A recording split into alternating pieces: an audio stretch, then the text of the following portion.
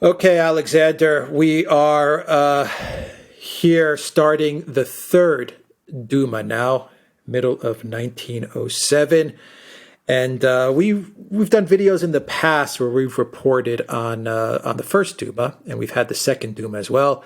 And you may want to remind our viewers about the formation of this Duma very quickly and how it fell apart, because it has fallen apart. And then we moved on to the second Duma, and that didn't go over too well. And now we're on the third. And we actually predicted in our past video that, the formation of the parliament without a rock-solid constitution and a lot of other pieces put in place was not going to succeed. But it has opened the door to radical political forces, progressive forces, which is not helping the situation. And those forces have been unleashed on Russian society thanks to the domination of the Liberal Party in the Duma. So what is going on here? Because this seems like it wasn't a well thought out plan, the formation of the Duma. But I do understand where it came about, given the Bloody Sunday events. So it came about kind of haphazardly, and it hasn't turned out well. How are you seeing things? No, I think we must go back to our very first program, in which I made the point that the emperor, the Tsar, is far from being the utter reactionary that many people think. He was very willing to reach out to Russia's, to political society in Russia. He was prepared to take steps to set up the kind of constitutional settlement that many people in Russia have been calling for very many years. And though he wasn't, the story that he was under intense pressure and was forced into setting up this Duma is, I think, a misconception. He went along with it. And he went along with it, I think, in part because he was strongly advised to do it by his prime minister, Mr. Sergei Witte. Witte is very capable manager. He was previously Russia's finance minister. He was somebody who was very much involved in organizing Russia's industrialization program. And he is known to be a supporter of the hard currency, the gold standard policy, and also is known to be very close to the financial and banking communities in Russia and to some of the big industrialists. So he represents, if you like, big capital within the Russian government. He is also somebody who favors, as these groups tend to do, close relations with the West, especially with Great Britain, because that's where most of the capital comes from. And also, he tends to share, at least to some extent, the political leanings of these big financial groups, the big industrial groups, who want to basically support the liberal parties. You could almost call these groups oligarchs, who support the liberal parties in Russia, not because these people are particularly liberal or particularly democratic, but because they see the liberals as a pathway for them gaining control of Russia and taking control of the political situation in Russia, and to some extent sidelining the Tsar and his government. Now, the other thing to understand about these people is, of course, they largely control the media. The media in Russia is deeply dominated. It's largely owned by these people that we've talked about, and it predictably takes a very strong pro-liberal anti-government line. Now, that might surprise many people in the West who assume that there is all-embracing censorship in Russia. Censorship in Russia is generally actually quite lax. And, of course, in October 1905, it ended completely. So we have a combination of big industry, big capital, the oligarch groups there who want to see a kind of constitutional settlement dominated by the liberal parties, which they themselves dominate. They have friends in the government, notably the Prime Minister, Mr. Witte, and they also have control of the media. to a very great extent. Now, what happened was that, as we said in that first program, it would now depend an awful lot upon what would happen once the new Duma was created. Would the liberals, who were expected to dominate the Duma, would they work with the government, in which case there would be a stabilization of the situation in Russia, or would they try to undermine the government, in which case the whole Duma setup, as the Tsar envisaged it, would quickly become unviable and the government would then essentially break down? Well, in April, after April 1906, we got the answer. As expected, the liberals, remember they're the backing of the media, most middle-class people in Russia tend to vote for liberal parties. The liberals ended up dominating both the first and the second Duma. The first Duma, which was elected in April, the second Duma, which was elected in July 1906. In both cases, the liberals essentially opposed the government at every conceivable turn. They made any partnership between the government and the Duma impossible. That brought the whole process of legislation essentially to a complete stop.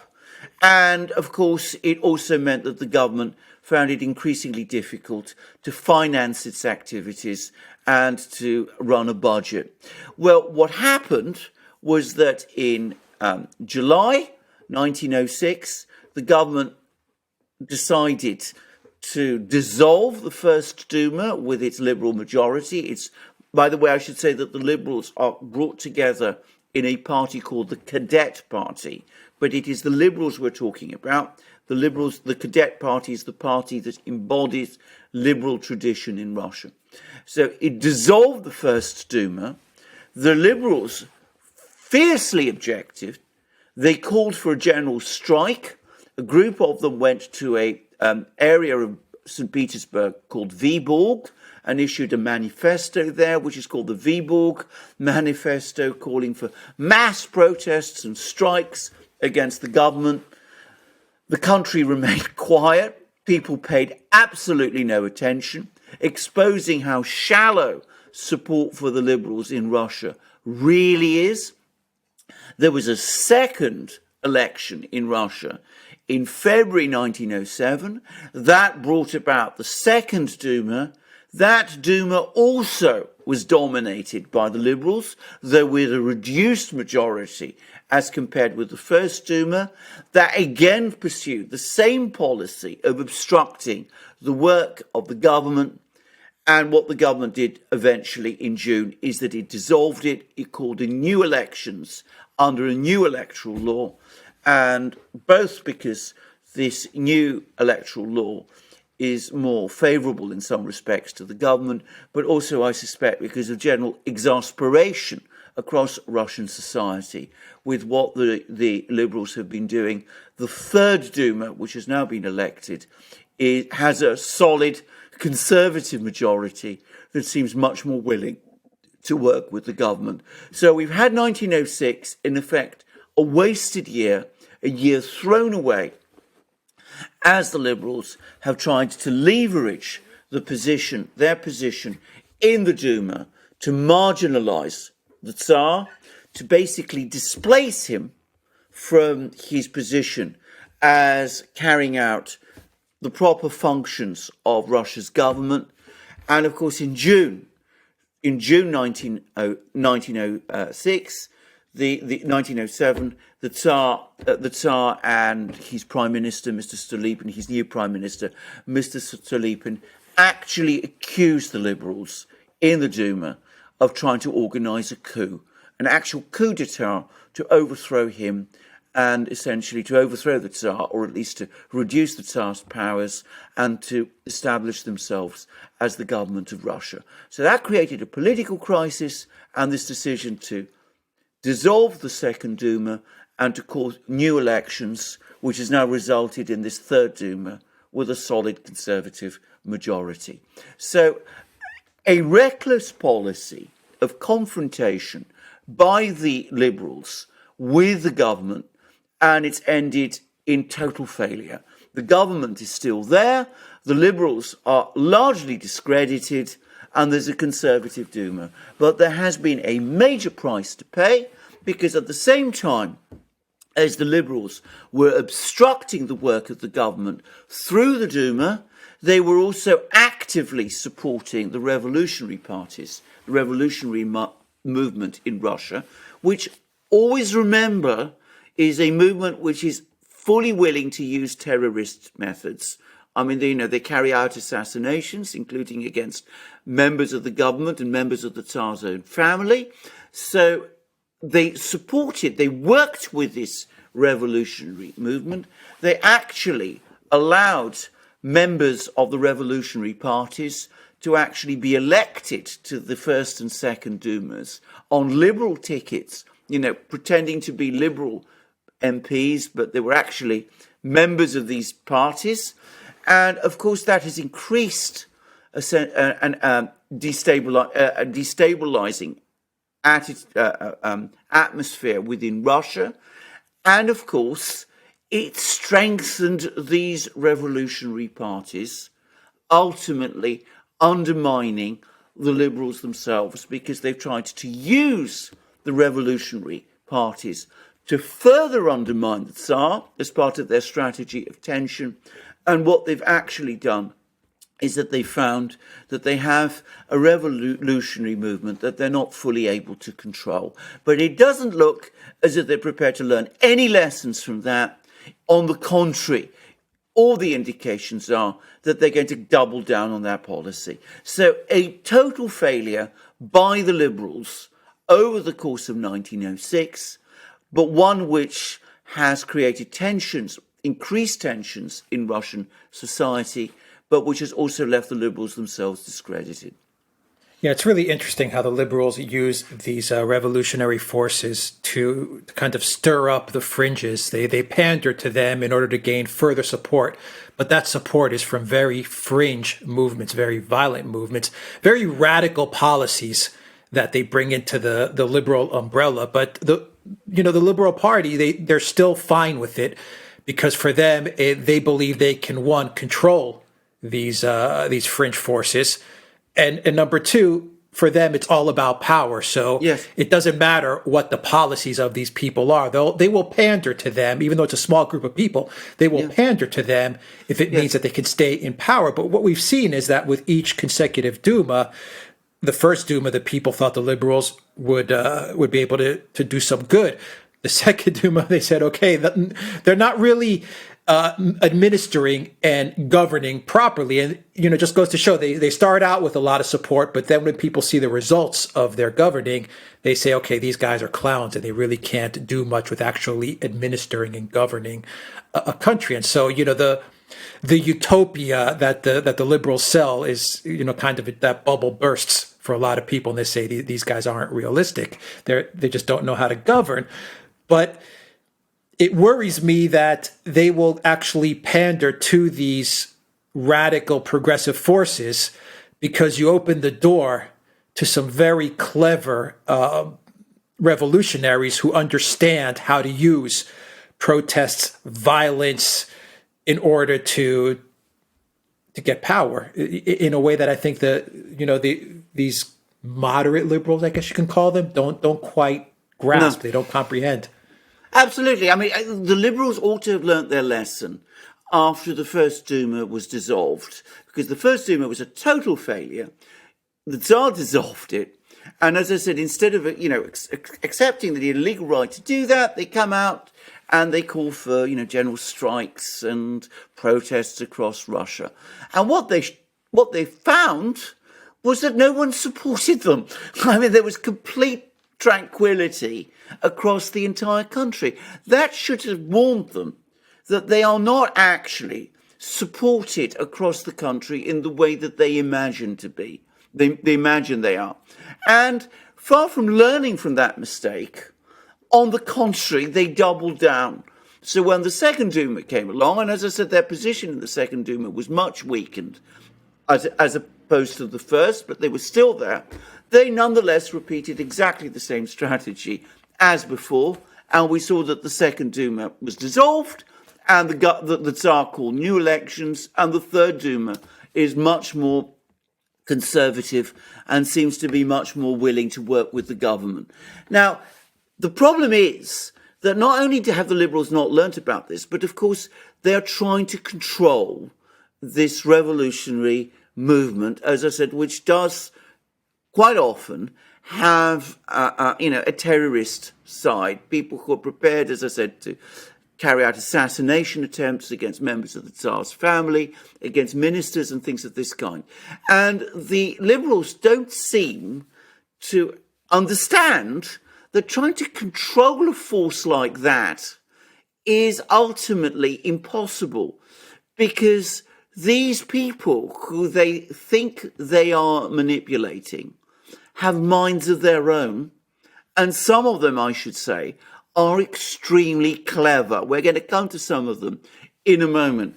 Some of these people are extremely clever. They are more clever than the Liberals are themselves. So in reality, instead of the Liberals controlling these groups, it is the Liberals that are using the groups. It's the groups that are using the Liberals to extend their influence across Russian society. Now, I ought to say that the Russian revolutionary movement is divided into two blocks. There is a bloc which calls itself the socialist revolutionaries, which is, it's the 19th century parties based on the countryside. They're the ones, by the way, who go in for terrorism on a particularly big scale. They're very diffused. There's no particularly strong figures within them.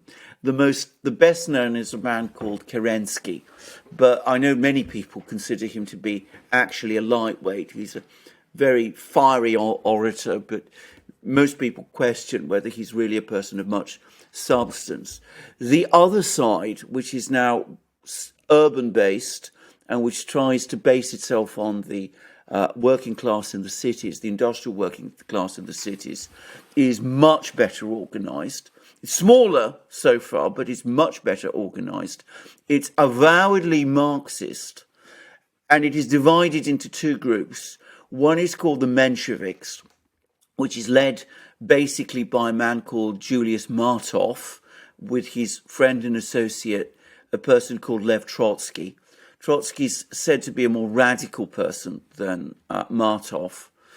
And then there is another group which is even more hardline, and that's led by a person called Vladimir Ilyich Ulyanov, who writes under the pen name of Nikolai Lenin.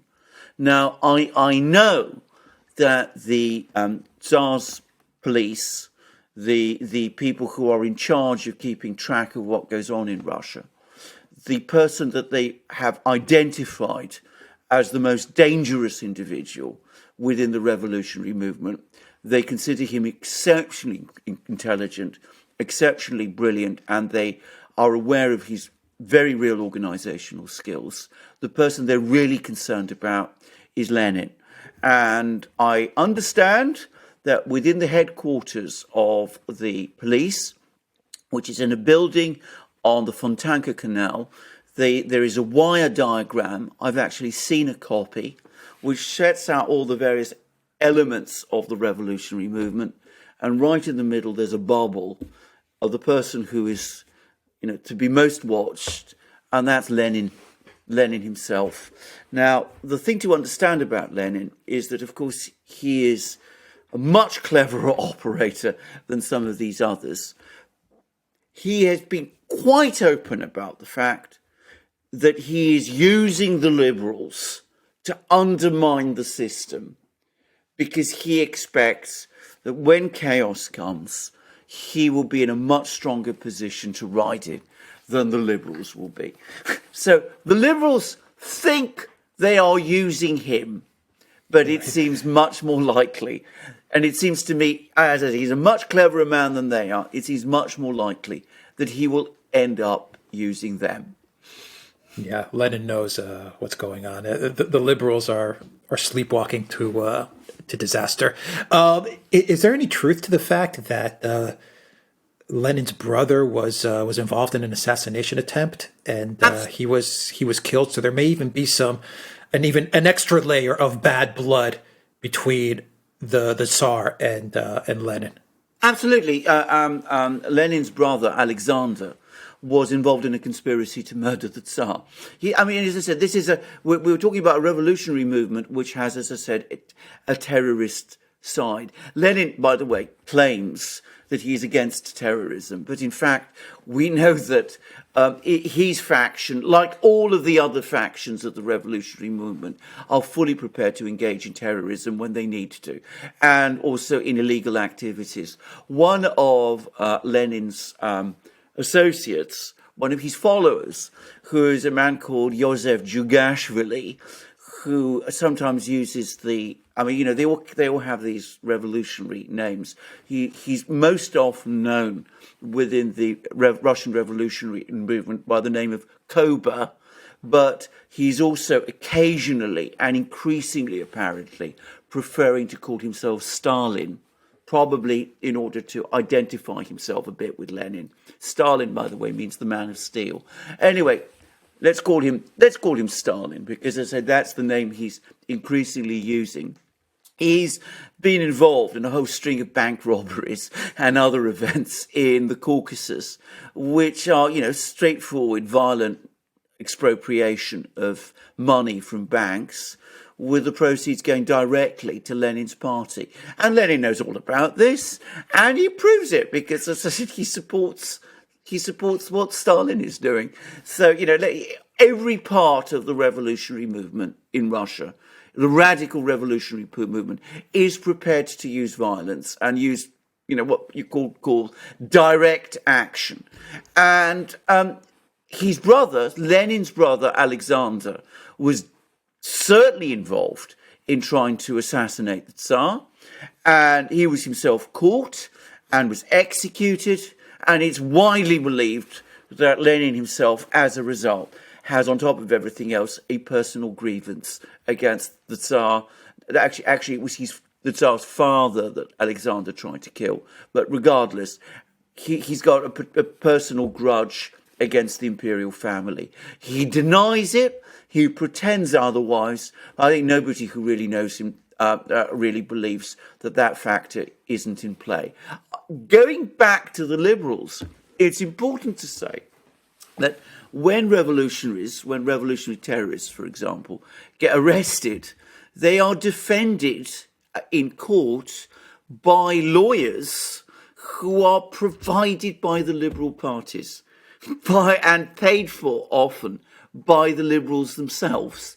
And I said that in the Second Duma, especially, the liberals allowed representatives of the revolutionary parties to get elected, but pretending that they were actually liberals.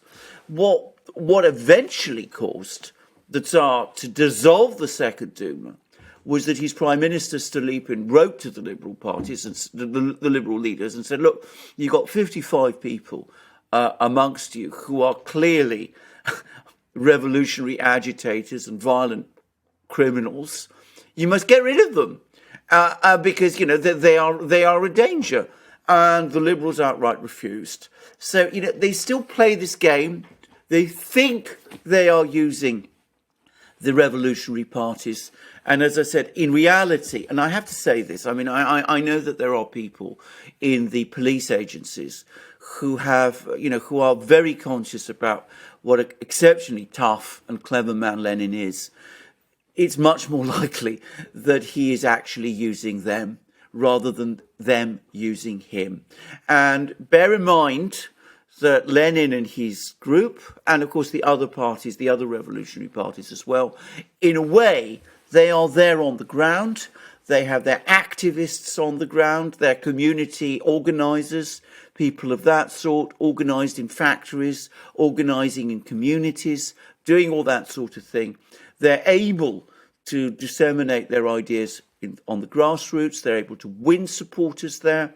The liberals are helping them do it. The liberals are helping them to organise in factories, owned and controlled by liberal factory owners, and of course, by allowing them to get into the Duma and by supporting them through the liberal-controlled media, they are giving these people increasing traction and increasing publicity across Russian society. So the liberals are playing an incredibly dangerous game, one they don't seem to be able to give up. I mean, they're compulsive in pursuing it, and whose, I think, dangers they don't fully understand. Yeah, because they're addicted to power, and they believe that they need these forces to keep them in power, and they pander to them. But it's interesting when you start looking at these characters like the Stalin guy or Trotsky. I've heard that Trotsky is a real nut job. I mean, I've heard this guy is even too radical. Like, he has radical ideas that even Lenin thinks are just wacky. But I mean, these are the stories I hear about these guys. I mean, a lot of people, and I hope the Tsar's inner circle is not doing this, but a lot of people might dismiss them as clownish because you listen to their ideas and you listen to the stuff that they say and the things that they do, and you say these guys are just, bat-ass crazy. They're clowns.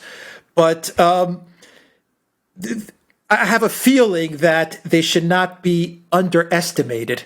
No. And my fear is that the Tsar may be underestimating them. Do you think that he realizes that these fringe groups are dangerous, number one? And number two, why doesn't he just deal with them? Why doesn't his security detail, his security forces, his intelligence services, why don't they deal with these forces and stamp them out once and for all? Because I have a feeling that he's underestimating these guys because they have a very clownish nature, like you were explaining Stalin. It's a very clownish thing when you listen to it. But, I don't think these guys are clowns. Indeed. And by the way, Trotsky's name isn't actually Trotsky. It's a Bronstein. I mean, they're completely different names. And but here's radical. I mean, I hear the guys he's very weird, very Yeah. radical. And can I just also say, I mean, one of the odd things is about let's call him Trotsky, Mr. Bronstein, is that he's actually married to two women at once. he's actually got two wives. I mean, one that he married and then ditched, and then he married a second, but he didn't bother to, have a divorce. I mean, I suppose he would say that was bourgeois morality. But anyway, he is. And by the way, it's fairly well known that we're talking about Lenin and Stalin. Lenin doesn't have much time for Trotsky. Apparently, he also considers him a clown. And I don't know what Stalin thinks of Trotsky. I don't suppose they come into contact with each other. But, one never knows. But anyway, the point to say is, I think you're absolutely right. I don't think the Tsar, personally, has much understanding of what's going on in these lower levels of Russian society. I mean, in a way, a lot of this is subterranean. His police agencies, by contrast, are fully aware of what's going on, and they are becoming increasingly concerned. And I know that they're becoming concerned that, there was the old revolutionary movement, the SRs, the socialist revolutionaries, people like Kerensky and those sort of people. Savinkov is another character. The police have that particular previous, earlier form of revolutionary. They got them very much under control. They understand who they are. They do think of them as clowns, and to some extent they are clowns. But Lenin and his group are very different. And I know that the police are much more concerned about Lenin than I suspect the Tsar himself is, and certainly than the liberals are. But certainly Lenin is a very, by all accounts, a very tough character. And he doesn't let himself become distracted by these fantastic ideas that people like Trotsky had. He is apparently very focused on power. But this is the difference, because you see, the Tsar obviously wants to keep power. He sees the major threat to himself coming not from these revolutionary groups, but from the liberals.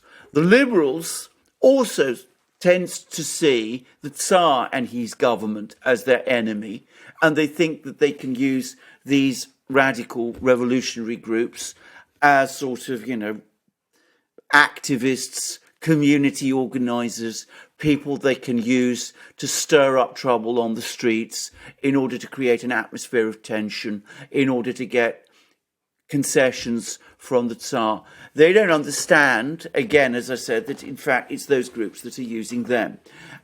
And I think that's part of the problem, because Russia's political class doesn't understand that even as they are battling out each other, there are these groups that are starting to organize and crystallize below in Russian society that ultimately are far more dangerous to both. They're beginning to develop the organization.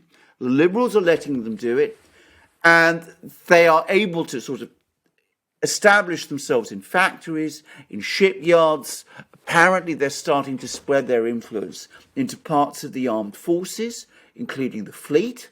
They're beginning to become increasingly active, increasingly organized. And why doesn't the Tsar deal with them? Well, one of the reasons he hasn't been able to deal with them is because the liberals have prevented him from doing so. Because every time these people get arrested by the police, the liberal media starts a huge uproar. And of course, as I said, they'll send highly paid lawyers to defend them in court and all that sort of thing. So until he was able, given that he was having to fight the Duma all the time, it was very much more difficult for him to get control of the situation at the grassroots. We will see whether he does. He's now got a more compliant Duma, a Duma that's prepared to work with him. Whether that will mean that he's going to let the police forces do their job properly is another matter. His new Prime Minister, Mr. Stolypin, is known to be a very tough person and is known to want to take tough action to bring the situation under control. We will see whether the very complicated political system which exists in Russia will allow him to do it. But if Stolypin doesn't succeed in doing that, then it's very easy to see how the situation could spiral out of control. By the way, since we're talking about law and lawyers, it's perhaps worth saying that one of the differences between Lenin and some of the other people who operate on the underground is that Lenin himself is a highly educated man and was a brilliant lawyer, a very, very good lawyer. So as I said, he is a cut above all of the others, and I know that's why the police take him so seriously. Yeah. Okay. It's 1907, Alexander. What's happening outside of Russia? Anything concern you with what's going on outside of Russia? And the second part to my question is all these things that may be concerning to you outside of Russia. Do you think there's some forces that are oligarch forces or country forces that are bankrolling or supporting some of these divisive forces within Russia, given some of the storm clouds that are forming? Well, absolutely. I mean, let's talk about the second point first. As I said, I mean, the Bolsheviks, to some extent, the Mensheviks, would not the Social Democrat wing of the party, which is active, as I said, in the cities amongst working class people, they would not be able to operate to the extent that they do in factories and shops and those sort of places if the liberal employers weren't allowing them to operate in that kind of way.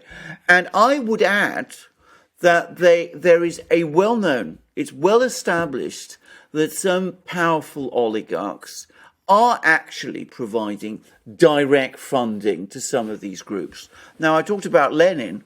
There is a particular Russian industrialist, a man called Morozov, who is one of the big textile industrialists based in Moscow, who has been, it's universally known that he has been providing large amounts of funds to the Bolshevik party. It doesn't hide it. That's what's so bizarre about this. So here we have a party that wants to overthrow the political system, establish state control of everything, and one of Russia's leading industrialists, one of its richest men, is actively bankrolling it.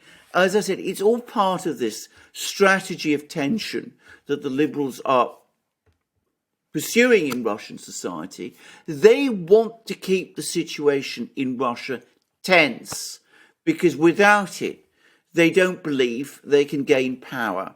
And they want to gain power above all, and that means destabilizing and undermining ultimately the Tsar. And they need that strategy of tension to make that possible.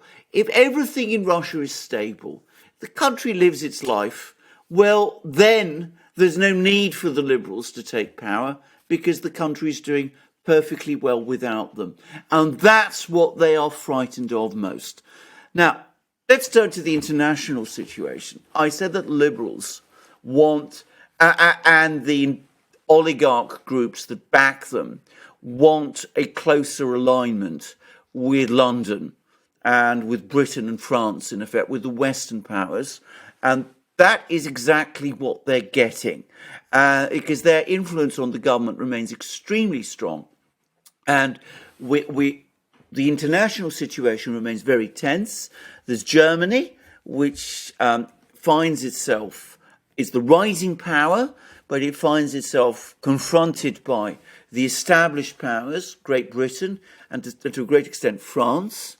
And the British are looking to win over allies against Germany.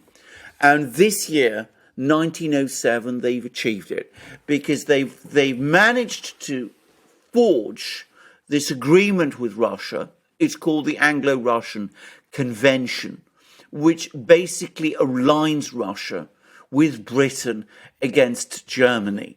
Now, that's something, as I said, that the oligarch groups, the financiers, the industrialists, that's something that they're known to want. It's also something that the liberals are known to want.